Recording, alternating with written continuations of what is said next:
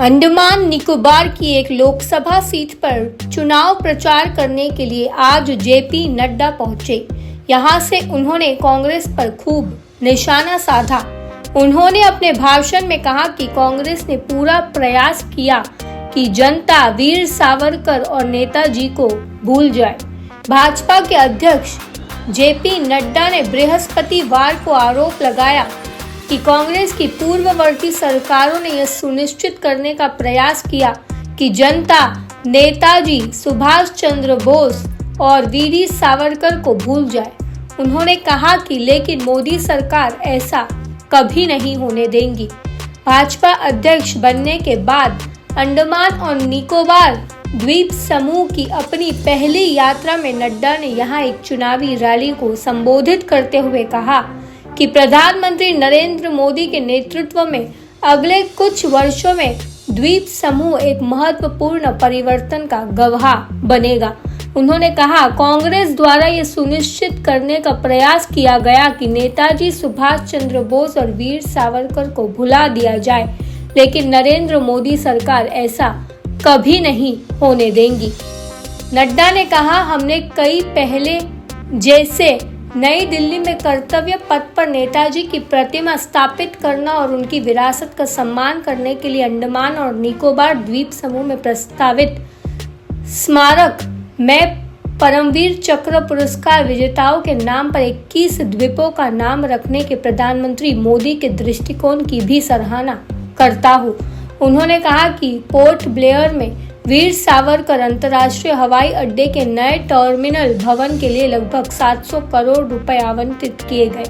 उन्होंने कहा, पिछली कांग्रेस सरकारों के तहत द्वीप समूह के लोग ऐसी परियोजनाओं से वंचित थे, इसलिए कृपया भाजपा को इस महत्वपूर्ण लोकसभा सीट पर जीत दिलाने में मदद करके भारत के विकास का हिस्सा बने।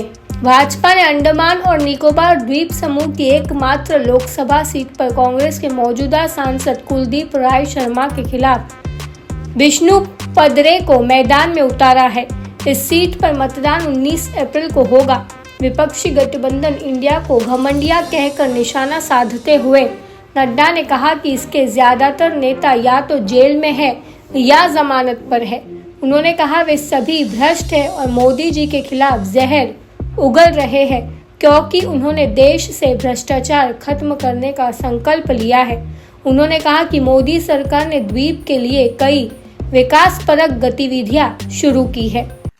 ये वही पुण्य भूमि है जहां नेताजी सुभाष चंद्र बोस जी ने 30 दिसंबर 1943 को आजादी का उद्घोष किया था और यहां पर आजादी का झंडा फहराया था। ऐसे वीर स्थली को भी मैं नमन करता हूं और उस नमन करके अपनी बात को प्रारंभ करता हूं।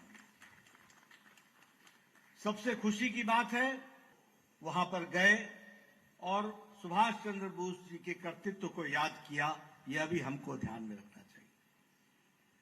जब मैं यहां आया हूं तो यह भी मैं बताना चाहता हूं कि कांग्रेस पार्टी ने आजादी की लड़ाई में लगे हुए योद्धाओं को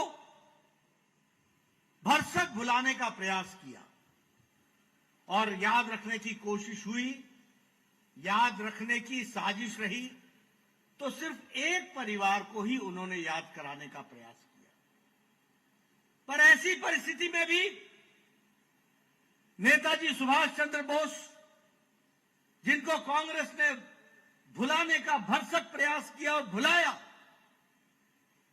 लेकिन प्रधानमंत्री मोदी जी ने सुभाष चंद्र बोस जी को याद करके उनकी स्मृति स्थल को जिंदा रख करके, चाहे वो इंडिया गेट हो, फिर चाहे और कोई पूज्य स्थान हो, हर एक स्थानों पर, चाहे वो लाल किला हो, हर जगह पर सुभाष चंद्र बोस जी की मूर्ति को स्थापित करके उनके कर्तृत्व को जीता जागता इतिहास का पार्ट बनाया, इतिहास के साथ जोड़ा। इसको भी हमको ध्यान में रखना चाहिए।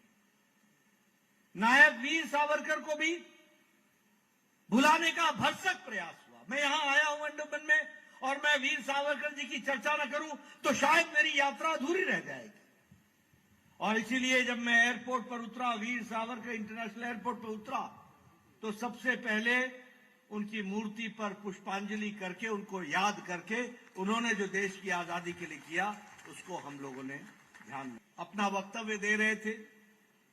और उसके बाद फिर विष्णुपद रे जी ने अपनी वक्तव्य रखा। हमने सुना कि किस तरीके से पहले विशाल जॉली जी ने मोदी जी के द्वारा किए गए कार्यों के बारे में चर्चा की, और विष्णु जी जो आपके प्रतिनिधि के रूप में सदा सदा खड़े रहने वाले हैं, उन्होंने भी आपके बारे में पैरवी की और अपने मुद्दों को रखा। हमारे लिए आज ये बहुत ही संतोष की बात है, खुशी की बात है, और आपके लिए भी खुशी की बात होगी। आपने देखा होगा, अखबारें पढ़ी होंगी, टेलीविजन देखा होगा, एक जगह काम हो रहा था। क्या कांग्रेस के जमाने में आपको उपेक्षित नहीं रखा गया? बताइए मेरे को, रखा गया कि नहीं रखा गया? आपको दूर रखा गया कि नहीं रखा गया? आपके विकास में रोड़े अटकाए गए कि नहीं अटकाए गए? आपके विकास के काम को, गति को रोकने का काम कांग्रेस पार्टी करती थी कि नहीं करती थी? लेकिन जब से प्रधानमंत्री मोदी जी आए हैं, अंडमान द्वीप समूह मुख्य धारा में शामिल हुआ है और विकास में किसी से भी अब कम नहीं है। इसको भी हमको याद रखना है।